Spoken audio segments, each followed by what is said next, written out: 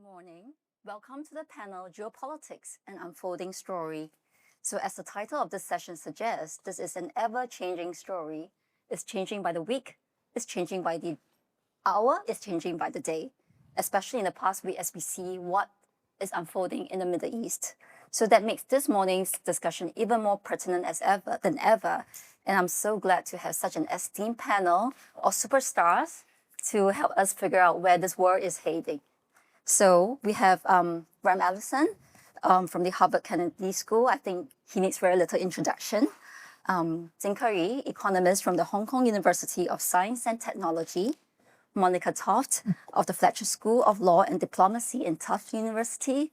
And Happymon Jacob of the Council for Strategic Defense and Defense Research in India, and a specialist in nuclear disarmament. So I'm going to start by asking each of you very quickly, what is the one geopolitical event that you're watching the most carefully today? Tough question, I know, but a quick lightning round. Graham, would you like to start? Briefly, I think the U.S.-China relationship, which is, I think, generally appreciated to be the fulcrum of global politics and security. I think point one, Thucydides got it right. This is a rapidly rising power threatening to displace the colossal ruling power. We've seen this movie before, and I think if asked, several people asked me, well, here, what would Thucydides say now? I would think he would say, right on script, almost perfect for the rising power, almost perfect for the ruling power, accelerating towards what he anticipates will be the greatest collision of all times. So I think that's the big point one. And I think if we have to bet it in terms of structure, that would be the outcome. My old mentor, Henry Kissinger, the last couple of years of his life, every month we would do a phone call or a meeting, and he would say, Graham, I'm hearing louder and louder the echoes of 1914. So business as usual, diplomacy as usual, we should predict history as usual. And point two, though, briefly, not to be so pessimistic, I'd say 3/4 likelihood that's the story. And, but there's agency, and Thucydides was very interesting. He wasn't like the playwrights who thought we're all in the hands of the gods. He thought human beings could make choices that could take a different path. And he says, in fact, in his wonderful book on the history of the Peloponnesian War, I'm taking the trouble to write this book because look at the mistakes that were made. People could have made different choices, and if they had, you would have had a different outcome. So this is not inevitable. And I think the most surprising thing about the current international environment is that for all the things President Trump is not, and there's a long list, and for strange as he appears and he is strange, and he does appear to be strange, one, he is not a China hawk. If you look at the campaign last year, there were 1,000 people running for office. Yes. In a country in which 80% of the people have a negative view of China. Only one person had positive things to say about China. This was Donald Trump. See? Secondly, he says repeatedly and has said to President Xi, China and the U.S. working together can solve most of the problems of the world. So I believe he believes that. And third, finally, he is determined to be, in his own way, a great deal maker and a great peacemaker. And if he's going to succeed in that mission, the opportunity for Trump and Xi to surprise us on the upside, I think, is enough to be hopeful. Right, Donald Trump, a peacemaker. We will get more into that in a bit. Professor Ding. As Graham has just said, U.S.-China relationship is going to be the defining question of our time. And it's not about trade. Right. It's about Chinese aspirations. It's about the Chinese development model. And most importantly, it's about technology competition. And DeepSeek is just only the beginning. So we're going to see a whole spectrum of U.S.-China tech competition where dual-use technology was once, even 40 years ago, 15%, roughly. Now it's something like 70%. So that will be the key geopolitical question, in my view, and that's what I follow. Thank you. Thank you. Monica. Yeah, thank you. So I would broaden it just a little bit from what's been said, which is spheres of influence. I think what we're seeing is a realignment globally and actually regionally as well. What's happened in Israel and Iran, I think we're going to touch about that a little bit. there's been a return of spheres of influence where there's been an unsettling of the balance of power regionally and then, of course, globally. The United States was a global hegemon for about 10, 15 years, depending upon how we count that. But now with China rising, it's being competed against, particularly in Asia. And then we see Russia is still a player, and in part because it has nuclear weapons. It's a formidable power.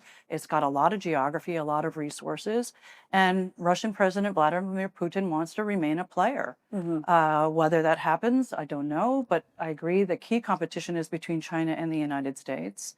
We're seeing multilateralism being challenged. We're seeing bilateral relations, minilateralisms, regional organizations emerging. And we see increasing strategic competition. And at this point, the competition is economic. But as Graham points out in his book, The Thucydides Trap, it can easily slip into military competition. And let's hope that that does not happen. And of course, there's political competition. What's different about this sphere of influence than in the 19th century and during the Cold War is it's largely about resources and territoriality and making sure that sea lines of communication, buffer states, buffer zones are opened and unfortunately, as a result, you're from Singapore, smaller states may have to sort of reorient and figure out how to balance between these different spheres that are emerging. So as Prime Minister Lawrence Wong said yesterday, always a question he gets. Yes, exactly. And so medium and smaller states, Iran's a medium state, guess what? It's trying to figure out what its role is. Yes. Medium and smaller states are going to have to figure out what their role and their agency. They're going to have some agency, let's not deny that. But with this great power competition, with these spheres of influence and this reestablishment, it's going to be a challenging I think next decade, 2 decades. Right. Okay. And to you. Thank you. I think I'm going to resonate some of what Monica said. I think what is really top of my mind is the unraveling of the rules-based international order. Now, I don't agree with any of those words. The rules-based, it wasn't. International, it wasn't. Order, it wasn't. But I think where I come from, we have conflicting views about it. We do need an order. However imperfect that order is, a world order is important. On the other hand, if there is consensus between great powers, great power consensus also means that the medium-sized countries or smaller countries get caught in between and they have absolutely no agency. So if there is a certain amount of disorder, we don't mind that because that actually gives us an opportunity to develop our own agency and to sort of assert ourselves on the international arena. So I think we're caught between these two schools in some ways. While we don't agree with the sort of current world order and the philosophy guiding the current world order, we want a world order. I think so. What emerges from the ashes of the unraveling of the current world order is what we are really looking at carefully from where I come from, which is the global south. Right. Okay. So we have US, China, technology competition and tariffs, sphere of influence, a global disorder. So quite a bit to get into in the next 35 minutes or so. So we'll do that. And then I'll invite the audience to ask their questions. So perhaps we should start with the Iran-Israel war, which has been very much top of mind for many of us. So Jacob, Happymon, if I could ask you, our world has become a more dangerous place than it was on June 13, and especially since 4 days ago when the US joined the fray with its strikes on the 3 nuclear sites in Iran. Will you agree with that? And I think some would say North Korea will feel vindicated that it moved early to weaponization. And in fact, it could well now be doubling down on building a second strike capability. How do you see others viewing what has happened and calculating what it means for their nuclear aspirations? I do look at the Israel-Iran war and the American intervention in the middle of that war as a violation of international law in some ways. It's very clear, whichever way you look at it, the international law does not support it. We can get into the nitty-gritties of international law, which I don't want to at this point of time. So we've seen this movie before. I mean, in 2003, the Iraq intervention, Libya for that matter. But I think what is striking at this point of time is the nuclear angle in some ways. And I'll tell you what I mean by the nuclear angle here. When I look at the history of arms control and disarmament, in the last, from 1964 onwards, which is last 60 years, 64 is when China contracts nuclear weapons. In the last 60 years, I don't think there has been ever an opportune time or a time when there existed geopolitical permissibility for states to go nuclear. Today, you go to Ukraine, the Ukrainians will say, we made a mistake in giving up our nuclear weapons. You go to Russia, I go to both places, to Ukraine and Russia, and the Russians will tell you that we have nuclear weapons, thousands of them. There is no way we are going to be defeated in this war. You talk to South Koreans, the South Koreans will say, wait a minute, maybe we should start thinking about nuclear weapons. Israel has nuclear weapons. India and Pakistan have nuclear weapons, which are not, of course, recognized by the NPT. Now, the reason why Donald Trump is going after the Iranian nuclear weapons, quote unquote, is not because they are developing nuclear weapons, but because Israel and United States don't necessarily get along with the Iranians. Let's flip the argument and say, if South Korea were to develop nuclear weapons, would the United States go after South Korea? Perhaps not. So this age, this era, in some ways, allows for friendly proliferation. So I think the manner in which the non-proliferation regime has crumbled in the last 10 to 20 years, I think that really is bothersome. I think that's one key takeaway that I have from this particular the conflict between Israel and Iran, apart from the legal implications of international legal implications of that, or the regional geopolitical aspects of that. Can I sort Yes, of of agree course. and disagree? I think the main point I agree, but I think that the most amazing, or if you said, what has happened in the last 80 years since Hiroshima and Nagasaki? So here we're at that anniversary. And I think one of the most remarkable things that's happened in the geopolitical order, the geosecurity order, is that there are only 9 nuclear weapon states. Yeah. Why would a state not have nuclear weapons if nuclear weapons are its most, its golden or platinum security blanket? Absolutely. 90 states or more could have nuclear weapons in a year. Nuclear weapons is an old technology. If North Korea can make nuclear weapons, sorry, who couldn't? Okay, so how did this happen? This was one of these extraordinary instances of great statecraft sustained over a very long period of time, but it's still very unnatural. Why would I, if I were South Korea, or if I were Ukraine, or if I were Iran, not have a nuclear arsenal to protect me? If nuclear weapons, if a reliable arsenal provides protection. Well, because what? Why? Okay, it's unnatural. I mean, so I think the unnatural achievement, we failed to appreciate what a remarkable thing that was, and just your point about allowing it to erode in the ways that we do. And the achievement is a combination of a sense of international order, a set of rules with the IAEA and commitments, a respect for that set of rules for the most part, even though at the margin, extended deterrence where there's been guarantees. So there's a lot of components of what we call the non-proliferation regime. But for just us as ordinary citizens, thinking if you lived in a world with 90 states with nuclear weapons, there would be nuclear wars from time to time. That was John F. Kennedy's nightmare after the Cuban Missile Crisis that led to this set of initiatives. And I think we've now kind of taken it for granted as if somehow this was, tie the boat on it as done. No, in fact, just as I think was said, it's eroding. Yeah. And could I come in on that? course. So because I agree with what's being said. And what I say is it's too soon to tell. I mean, the big question mark is the nuclear taboo dead? And we don't know that. So and it was interesting because when Russian President Vladimir Putin started nuclear saber rattling a year ago or 2 years ago in October, it was China that said, knock it off, right? We don't want a nuclear confrontation here. And so the big question back to when Happymon was starting is about the United States. There's been far less sort of screaming at the United States for targeting Iran, for violating its sovereignty. In part because I think the international community accepts that this has been a far and long hard achieved to have so few nuclear armed states. And what Israel and the United States are doing is to try to prevent that proliferation. We don't want nuclear weapons. We understand that Israel is a non-declared state, but we don't want a nuclear proliferation.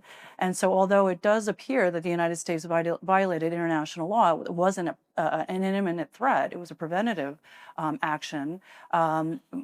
states in the region, at least, seem to accept that that was okay to use those bunker busters to possibly go out and degrade, if not annihilate. It looks like we possibly didn't even degrade the possibility of nuclear proliferation in Iran. So the question is the degree to which the nuclear taboo is still alive. And there is a sense that it still is, that we understand that qualitatively these weapons are different. And that it's not just a quantitative explosion. And we'll see the aftermath of this in the next 6 months to a year about whether it's the case that Iran can prevent the IAEA from going in, and then how the international community responds to that, whether they pressure Iran to say, yes, you absolutely have to have these inspections because we want to be guaranteed that there's no further proliferation. I'm curious to know what you think. How will the Muslim world view this latest development? So, of course, we know that Pakistan is right now the only Muslim country to have nuclear weapons. But many other Muslim nations, Saudi Arabia, UAE, they have civil nuclear programs. Would they be tempted to go the weapons route? Maybe you want to jump No, on I think I totally agree with what Monica said, which is I'm not so sure the neighbors of Iran want to have a nuclear Iran. Personally, sitting in India, I don't want a nuclear Iran. I'm very clear about that. But that is besides the point. The point really is that Iran would not have enriched its uranium to 60% from 20% had Trump not withdrawn from the JCPOA. So the American government will have to take responsibility for that. On the nuclear taboo question, I agree with you. The taboo against the use of nuclear weapons continues to be very strong. But I get a feeling that the taboo against the possession of nuclear weapons may be, collapsing quite a bit. And on the question that Graham made, again, totally, this is a treaty. The NPT regime has managed to ensure that more states do not develop nuclear weapons. But in the last 10 to 15 years, we are seeing an unraveling of that regime too. The NPT review conferences don't reach anywhere. The nuclear security summits are no more held. The IAEA does not have any money, and the contributions have become lesser and lesser. So in some ways, we are looking at a certain nuclear disorder. That's my worry. Now, on the question of whether other states are going to be tempted and persuaded about developing nuclear weapons, I can't speak authoritatively about the Muslim world, but I'll tell you, there are rumblings in various parts of the world, some of them which I just mentioned. Just to give you one example, the Ukrainians will say that when Soviet Union conducted nuclear weapon tests, some of those tests were conducted on the Ukrainian territory. And therefore, under the NPT, Ukraine has a right to have nuclear weapons, which is a debatable argument, but they do make that argument in official forums. So you're looking at, countries inching towards crossing that Rubicon in some ways. Okay, so I'm now going to turn to Keyu. And to talk about this U.S.-China relationship. And you have stressed the need for a global architecture that spells out clearer rules around technology competition, as opposed to an all-out tech decoupling, which is what we seem to be seeing today. But at the same time, the Trump administration clearly feels that tech from EVs to AI is a key arena of competition and is almost existential. So in view of this environment, when everything is viewed through security lenses, what can be the pathway forward? There are national security issues that both countries will have to respect, right? But I do not agree with the view that they are in a new Cold War. If you think about this, they could be politically opposite, but economically competitive, but most importantly, global public goods collaborative. And that is essential. And there is space to collaborate, whether it's on AI risk, climate, data transparency, and so forth. Just a little bit, first of all, on the parameters of trade, because I think it lays out possibilities for future competition, but collaboration going forward. There is a no-go area for China, but there's plenty of room to work together on, right? If it's just about opening up more markets, financial services, in a limited way, purchasing more U.S. goods, but most importantly on data transparency, regulatory things around AI or e-commerce and so forth, there is a huge amount of, there's scope to collaborate. The core principle guideline for China, just to understand a little bit of China's view about the trade war, is equivalence, reciprocity, and realism. You know, China's not going to lower tariffs unless U.S. does. It has to be realistic. Phase one last time around didn't work because it was not realistic, and it could be used as a bargaining tool or a leverage of the U.S. And also, it has to be kind of a reciprocal and equivalent. So no-go zones, and coming back to geopolitics, do not conflate political matters, geopolitical matters with economic matters. This is not political tribute, it's mutual commerce. So all the other aspects, you know, Taiwan and so forth, do not conflate that with these trade issues. But so this is you know, delineating the scope of collaboration. But on the tech, look, you know, if we think about technology, there's invention, production, and diffusion. U.S. totally dominates in the invention part. But guess what? China is very, very competitive on the latter too. If you're talking about the combination of AI plus programs and scale and manufacturing capacity, which country has that, all of that in one package? That is China. And diffusion, the ability to diffuse technology like AI and the new energy, and that diffusion part is equally important. So I see the U.S. and China competition not as totally neck to neck and head on head, but as possibly also complementary, and they can figure that scope because, you know, for the majority part of the world, it is about adopting accessible and cost-effective technology that is most important. So that reminds me of what Chinese Premier Li Qiang said the other day when he said that China would become a consumption powerhouse, not just a production powerhouse, and that is where, you know, it will be useful to others, you know, as a market. I think the question here is, how are we going to get there, right? I mean, domestic consumption has been something that has been talked about so much, and I'm curious to know what you think might be, again, the way forward for this. You know, a few years ago, especially after the Trump trade, in 2018, the first, the start of the wave of U.S. export controls and bans and so forth, China was in an existential crisis of being cut off from critical technologies. I can confidently say it is no longer in that position, perhaps thanks to Biden's continued export controls. If you've seen this huge wave, again, you know, we talk about DeepSeek. By the way, DeepSeek did not happen in times of comfort. It happened in times of crisis. This is called crisis innovation. A lot of the technological breakthroughs happen in times of crisis. If you look at today, talking about the tech, I think that even if trade and investment can come back to some sort of normality between U.S. and China, there's there's certainty that on technology is going to happen in parallel. But very critically, pivotal countries like Japan and Korea, especially if we talk about semiconductors, are not just siding with the U.S. They want to be in both camps, because they see China's growing autonomous technology chain as an economic opportunity, but also increasing U.S. unreliability as a major risk factor. So they want to be in both. So as we're talking about geopolitics, my view is it is all multifaceted. It's not with us or against us kind of view. You can be economically more dependent on China, perhaps more security aligned with the U.S., and technologically you can be in both camps.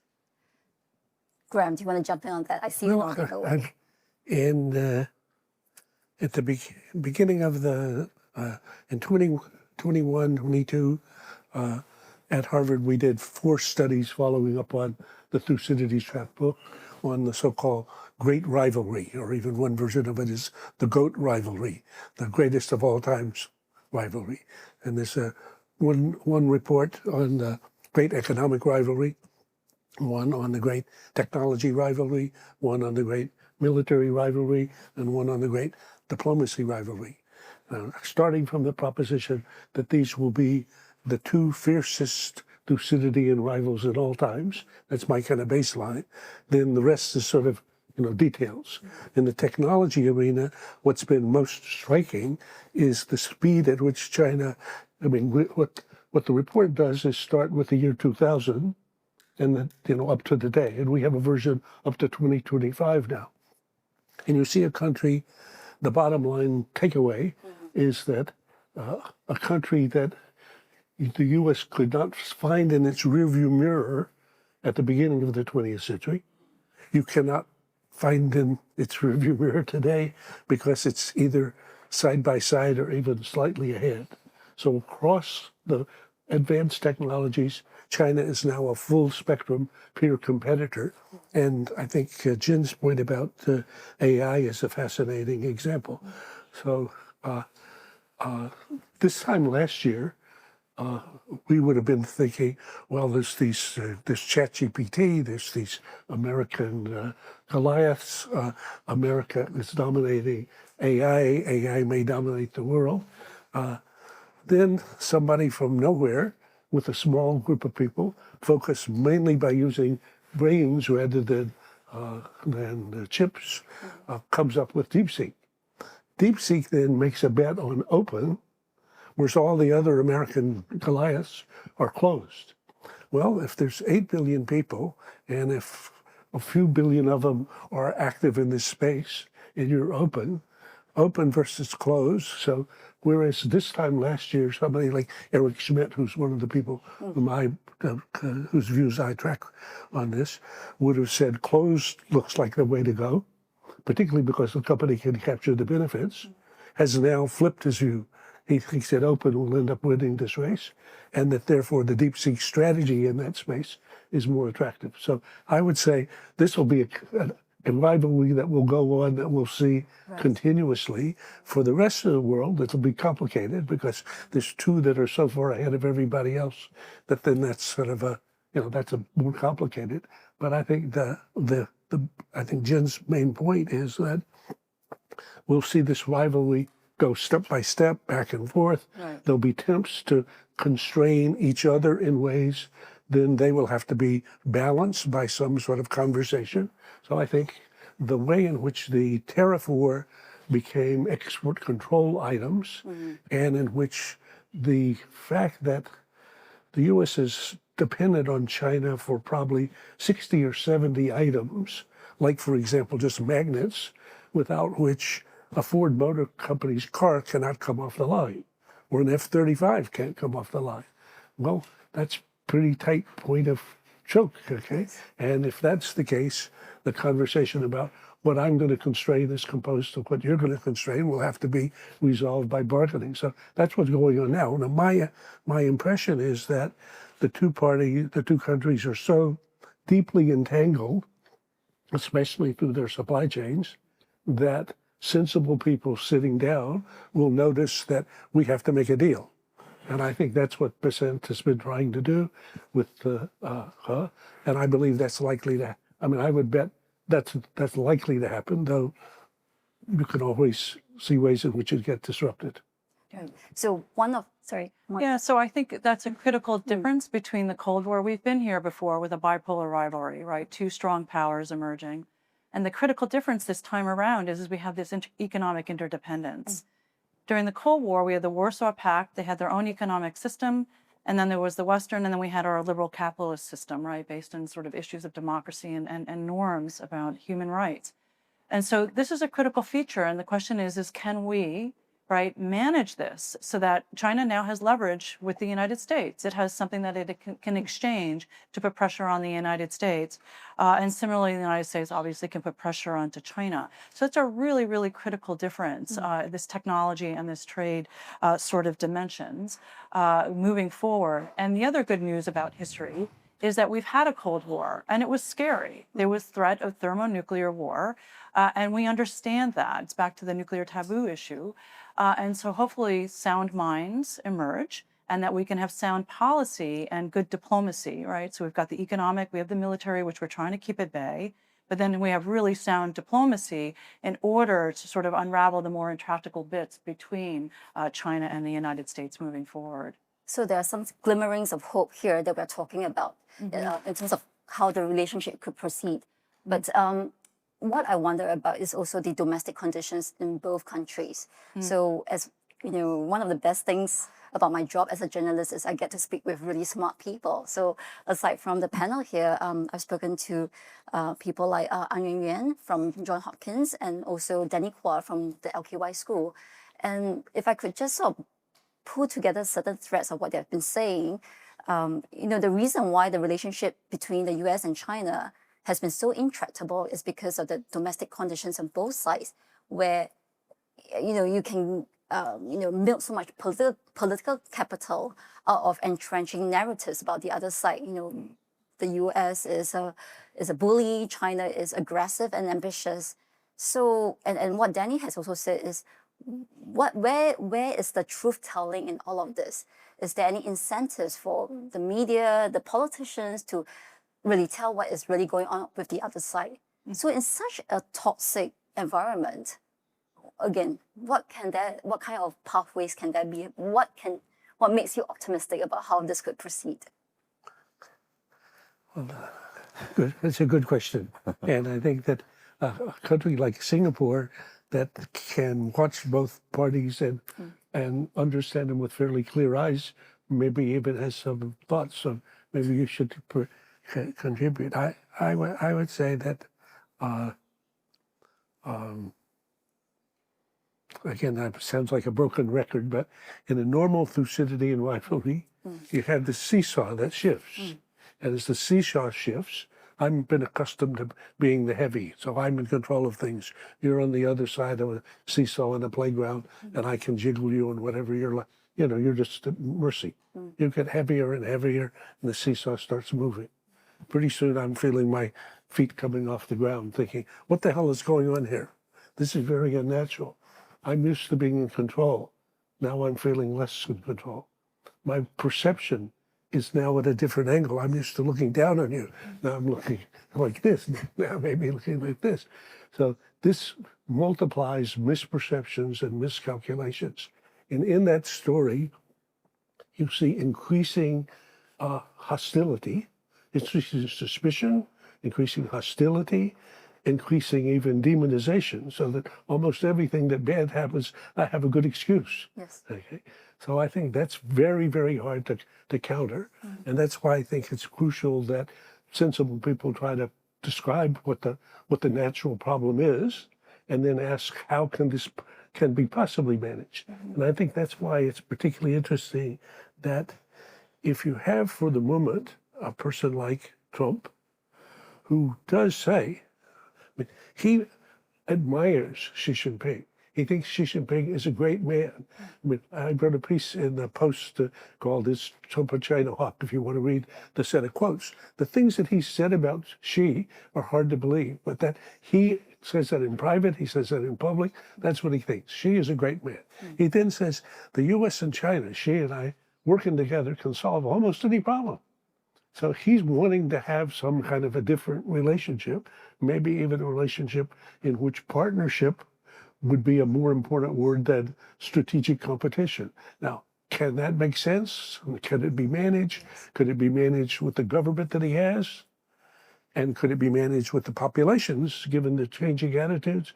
I would say stay tuned, but I think something interesting is going to happen in this space. And what does Xi think of Trump?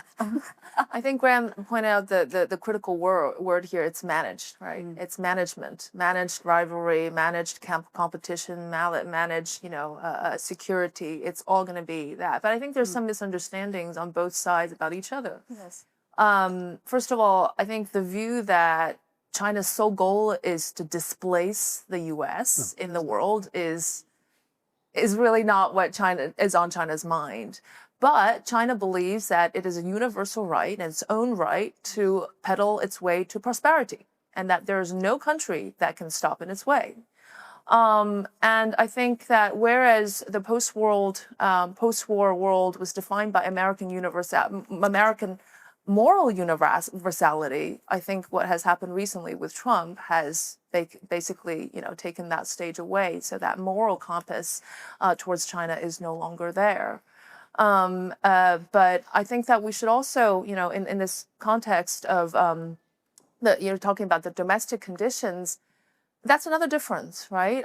China is often a political issue for both parties in the U.S., but China's primary challenge is still internal.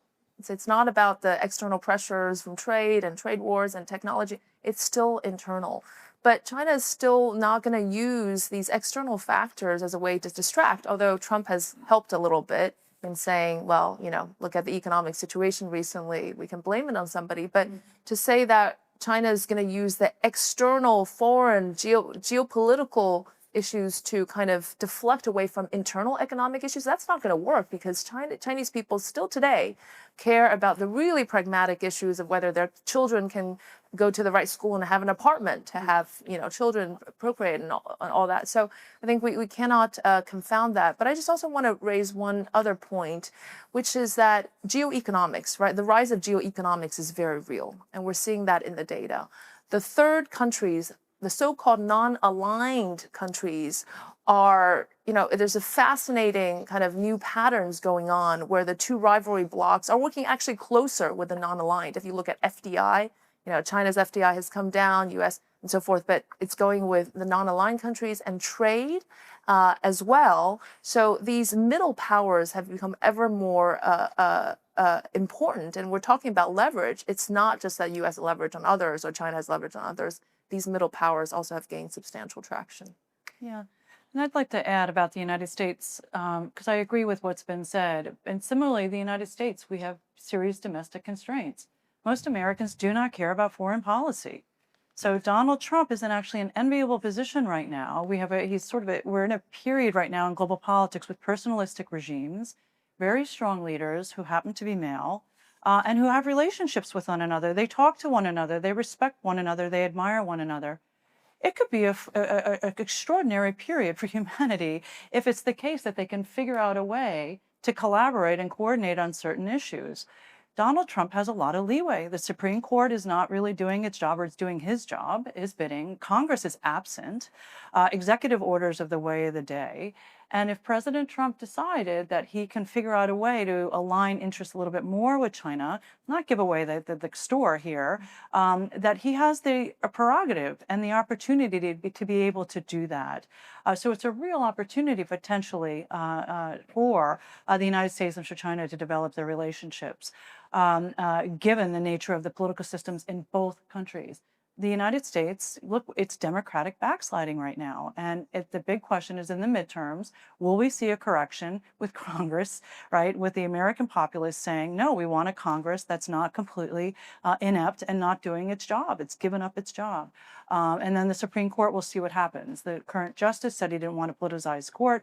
It appears we have a politicized court. So a lot of play. And because of the domestic political situation, it could potentially be an opportunity if both leaders are enlightened enough to recognize that let's not run roughshod on human rights here, but maybe we can make some economic transactional deals that are good for both countries. Right. Happymon, you wanted to jump in here. Yeah, very quickly, I think I do get the point that when you have two great powers, in some ways in conflict with each other, it also provides a certain amount of leverage to the middle powers and the sort of non-aligned powers. But I think the sharper the competition becomes, the more difficult it is going to be for the smaller powers to sort of make up their mind on which direction to take. In some ways, trade creates vulnerabilities, and trade creates more vulnerabilities in a failing multilateral order in some ways. Now, you are looking at the failure of multilateralism today, and the reality is that in a world like this, you get into trade, and there are geopolitical realities that you're going to deal with. Energy trade or tech trade, the reality is that you buy a certain kind of technology from a certain country and you're worried about the security implications of that. Payment mechanisms, for example.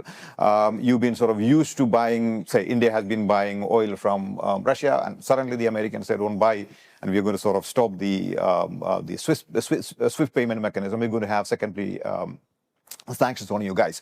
So the sharper the competition gets, is going to be more difficult for us. But I think the reality is, at least the way I see it, is that geopolitics is going to have a definitive impact on geoeconomics. And in some ways, there's going to be the reverse causality is going to be also correct. The geoeconomics is going to have an impact on geopolitics. Just to give a very quick example, because the Indians are concerned about the technology that comes from China, etc., we've been now looking at South Korea, Japan, the United States, etc. Now, because of that geoeconomic decision, you're also going to see a lot more geopolitical convergence, strategic convergence between the United States, India, Japan, India, and South Korea, India. So which means the economics is having an impact on geopolitical decisions as well. I just want to sort of create that causal circle in some ways back here. And just one last question to Monica. You know, you talked about the re-emergence of the spheres of influence. And for me, coming from a place like Singapore, is something that's very much top of mind, right? The fact that, as Prime Minister Lawrence Wong said yesterday, you know, Southeast Asia was an arena for wars, proxy wars during the Cold War. So could it now happen again? So in view of what is going on right now, can you tell us what does this mean for global peace and stability? And also how far will the US go in trying to secure places like regions like Southeast Asia as a sphere of influence? Well, I think under the current administration, it's a question mark. Look, Donald Trump coming off the plane to the NATO summit was ambivalent about Article 5. I mean, this is a treaty that we've signed with allies that we've had in place for decades. And he says, they're our friends, we'll take care of them, but we don't know what that means. So I actually think it's a question mark. And so if I were Asia, I was in London actually before the House of Lords a couple of weeks ago, hedge your bets. I think because he's mercurial, he's a mercurial leader. And, you know, supposedly the last person he's talked to in the room manages to change his mind. And, you know, that's sad, right? This is a man who's abrogated treaties. He pulled us out of the Paris Accords, the JCPOA. He doesn't have respect for these international mechanisms that, of course, our partners and allies hang their hats on. That is what they're relying on. And he seems to like the idea of tossing everything up, see what happens, and then maybe he'll make a final determination, but that too can change. So my sense is you've got to hedge your bets, talk to your regional partners, and speak with the United States. Don't isolate it. Could potentially, Trump could come around and say, yes, we're going to back you on a particular aspect. But I honestly, in this climate, he is so mercurial. We've all seen it. Twitter, he wakes up at 3 in the morning and all of a sudden we have a new policy. I guess I should say X. Sorry, Musk. But in any event, so I think hedging your bets, you know, and actually in international relations theory, that is a strategy, and small states throughout history have had to hedge precisely because they cannot rely on the major powers to counteract their own interests, right, in order to provide public goods at all times and that sort of thing. So hedge your bets. I agree completely with Monica about how complex Trump is, and I've been studying him for about a year and a half. I don't claim to have any great insights, but I think what you certainly have to take him seriously, but not literally. So that's a big sign, and recognize that he speaks not like normal language, but in hyperbole. No, he doesn't speak like normal. He speaks in hyperbole, which is his own particular weaving combination of fact, fiction, and fantasy. And what components or what in his own mind, hard to tell. But when you hear patterns coming up repeatedly, looking between the lines and around, those I think are clues. So I would, if I could take just 1 second, suggest that if you haven't read his Riyadh speech, it's a very interesting set of insights into the way that I think he sees international relations, which is essentially realist and pragmatic. So he says here in this speech, I'm different than a lot of people think. He's just giving a speech. He says, I've never believed in having permanent enemies. As I've shown, I'm willing to end past conflicts and forge new partnerships for a better and more stable world, even if our differences may be very profound, and obviously they are, in the case of Iran, he was talking. He says, in recent years, far too many American presidents have been afflicted with the notion that it's our job to look into the souls of foreign leaders and use U.S. policy to dispense justice for their sins. He then says, before we used to tell people how they should do things and, how they should behave, as if they had no idea how to do the things for themselves. Peace, prosperity, and progress ultimately comes not from a radical rejection of your heritage, but rather from embracing your national traditions and embracing the same heritage you love so dearly and that you could only do. Well, excuse me, I think Xi Jinping has been talking for a long time about mutual respect. I think this is the first president likely, if he embraces, if this works, to basically embrace a leader about whom he has no problem being communist, no problem being authoritarian, no problem about his human rights activity. So all of the American policy, no American president previously has been prepared to engage China in similar terms. Now, you can say what's better and worse about that. I'm just trying to describe. Yeah. Right. And on that note, I'm going to now invite the audience to ask their questions.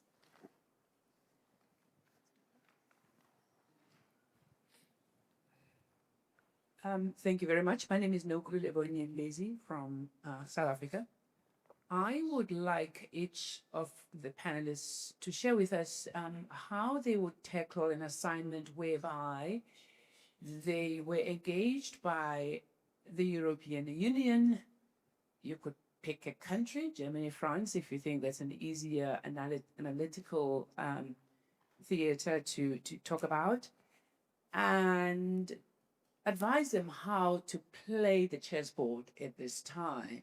You've spoken as if Europe doesn't exist, and I heard Monica talk about hedging their bets. Is that it? In the interest of time, I'm going to ask you to just pick one panelist to answer your question. Who wants to take this up? I'd say follow Rutte. The former Dutch Prime Minister, now NATO, has understood this perfectly. First you grovel, Call pay him Daddy. respect, then you flatter, but keeping in mind your interest. And I think if you watch and see what happened yesterday at NATO, he was very successful. Okay, very quickly. I'll just very quickly say that states have to be realistic. Don't believe in your own rhetoric. Rhetoric is good for rhetorical purposes, but don't end up believing in them. I think that applies for countries like Germany.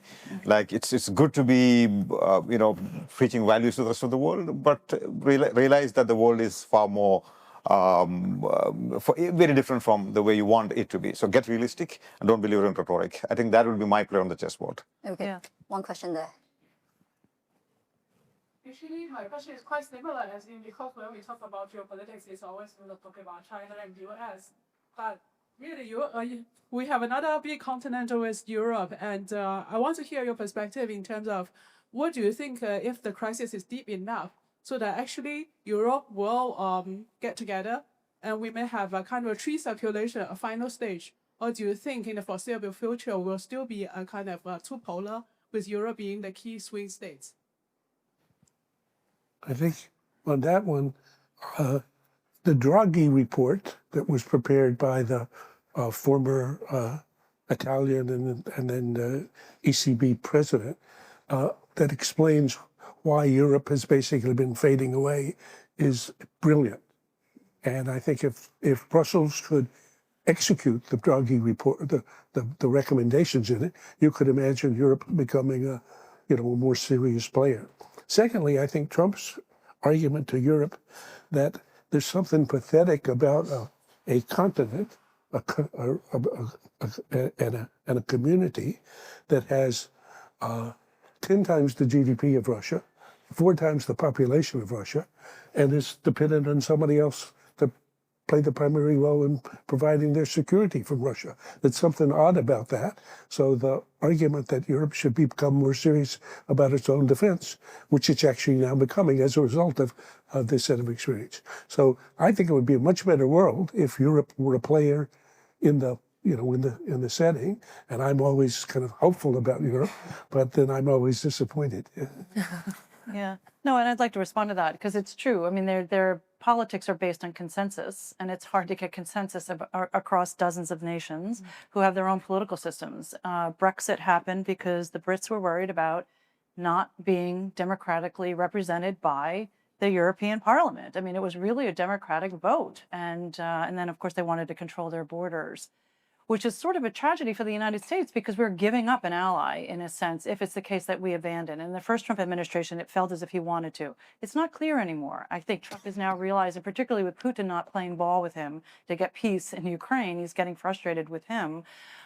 Because the United States, one of its superpowers has always been that it has allies. It has allies in Europe and it has allies in Asia.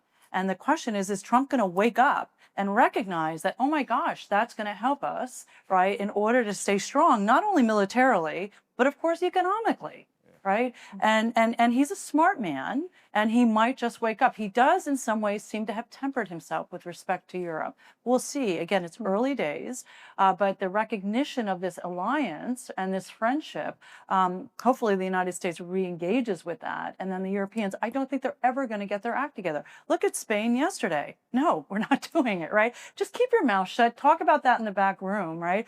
But the idea that they're going to come together, on the other hand, that's their strength. That's what democracy is about. They have differences of opinion, but it makes it very difficult to consensus and then agreement on economic policy and military policy, security policy. So that's a good reminder. It's still early days. It's been just 6 months, but it just feels far longer than that. It does. The questions. Thank you for the speakers. Wei Huanzhou from University of New South Wales in Sydney. I just wanted to get the panel to speak a little more about one of the perhaps largest counties of the geopolitical tensions, which is the World Trade Organization, Global Trading Order. There has been lots of discussions about the US needs to withdraw from the WTO, and EU and China needs to take the leadership jointly to actually support the ongoing missions of the World Trade Organization. So I was wondering from any of the panels, your views about not really about whether the US should withdraw from the WTO, because we know what's the reality at the moment, and it won't actually happen in near term. But to imagine that if the US withdraw from the WTO, would the system still be attractive enough for the EU and China, other countries, to come together to support it? So I was wondering, because Professor Jin talked about cooperation between US and China, but if US is no longer in the system, would WTO remains the forum for cooperation? So any views on that would be very appreciated. Thank you. The WTO is in deep need of reform, and the world is not going to wait for these international organizations, including IMF, World Bank, etc., to reform. You know, I think the trend that we're going to see is a lot more regionalization. So region-led based organizations, and has to be, truly adapting to the new model. That old playbook post Bretton Woods is, of course, no longer describing today's situation. So I think they are evolving, but very, very, really too slowly. Now, if U.S. withdraws, that is too bad for the U.S. Where we see walls being erected in Washington, D.C., actually China is actively trying to lower it with lots of opening up policies, unilateral, zero tariffs for least developing countries. Of course, it's going to take on the banner and assert more global leadership in that space. But we have to be realistic that geoeconomics is a real thing, and there will be a lot more localized production, regionalized scale-based technological leadership and production. So is the world going to wait for the WTO? I don't think so. Okay. Sorry. Sorry, very quickly, I think I totally agree with what Jin said. You can't wait for a new world order to come into existence for the rest of us to sort of jump on the bandwagon and make it all lovely and nice. It took the First World War to create a world order. It took another World War to create the Second World Order. We can't wait for a Third World War to create a new order. So I think, therefore, the regional answers are the best answers. You go to sort of find regional solutions to regional common goods, regional public goods, and regional, even security issues for that matter. So I think let's not wait for that Godot to come. I think that there has to be regional solutions to these questions. Well, I think I agree completely, but I think just on your question, the advantages of trade are so overwhelming that this is going to happen in various forms, whatever the particular structures. So my one-liner about it would be, if there's decoupling, you could conceive of the U.S. decoupling from the global economy easier than you can understand the decoupling of all the other components. I think TPP, RCEP, the EU arrangements between them, free trade agreements. I think, as somebody mentioned yesterday, there are now 600 versions of local and regional agreements for promoting trade because the benefits are just overwhelming, whatever somebody may think. Yeah. So the world will move on, Yeah. irregardless. Okay. Sorry. Hi. Hi, distinguished guest. I'm Lisa from Shenzhen Television Station. So I especially have a question for Professor Allison because everybody's care about the trade talks between China and US now because they are the two biggest economy in the world, right? But after the Geneva and London talks, it seems we don't have a very clear statement or structure of how does the trade talk goes. So what is the way out for these two countries to get a negotiation and we got a final statement of this to get a settle down of this trade war? Well, again, we're all sitting on our seats or on the edge of our seats waiting to see what comes out of the ongoing conversations between the two governments. But you can be sure they're very intense currently. So I will be surprised if in the next week or so we don't see a MOU coming out of the discussions that's been going on between Besant and He and their teams in the intermediate period. And I think that there's a wonderful thing about Mr. Market. Okay, he's totally unsympathetic. He just behaves on the basis of his own interests. And I think when the extreme tariffs like an embargo were installed, and pretty soon you look and see what happens in the real world, that's unsustainable. And so reality imposes itself. I think with respect to the export control competition, again, the two parties discover that, wait a minute, my Ford motor cars cannot come off the line and your aircraft is not going to be coming off the line. So we got to find a way to, so these are business problems that serious business people know how to solve. And I'm thinking they're going to stabilize this, I believe, but we'll see. I mean, we're also coming up very quickly to the end of this first 90 days on the global tariff war, in which there's now many other countries that are what's going to happen. And again, I have no crystal ball there. It seems to be very unlikely that somehow in the last few minutes all those deals get done because they're extremely complicated. So maybe it gets extended again. I don't know. I think that Elon Musk's summary of the conception of tariffs by at least some people in the Trump administration as, quote, moronic, is a good summary in my view. So we're out of time here now, but one last lightning round of question, which is going back to the title of this session, Geopolitics, an Unfolding Story. What do you think will be the title of the final chapter? Great one. Okay, go first. Post-global world, ironically, the two countries that have benefited the most from the post-war liberal order was US and China. And I don't understand why they're trying to take it down. Right. Monica. I think hold on. We're in for the ride of our life. Right. I will do that. It's easy to destroy an existing order. It's difficult to create a new one. Very good. And Graham. I guess, Monica's, the British have the line, be calm and carry on. Okay, thank you very much for that. Can we please thank the panelists for this fascinating discussion?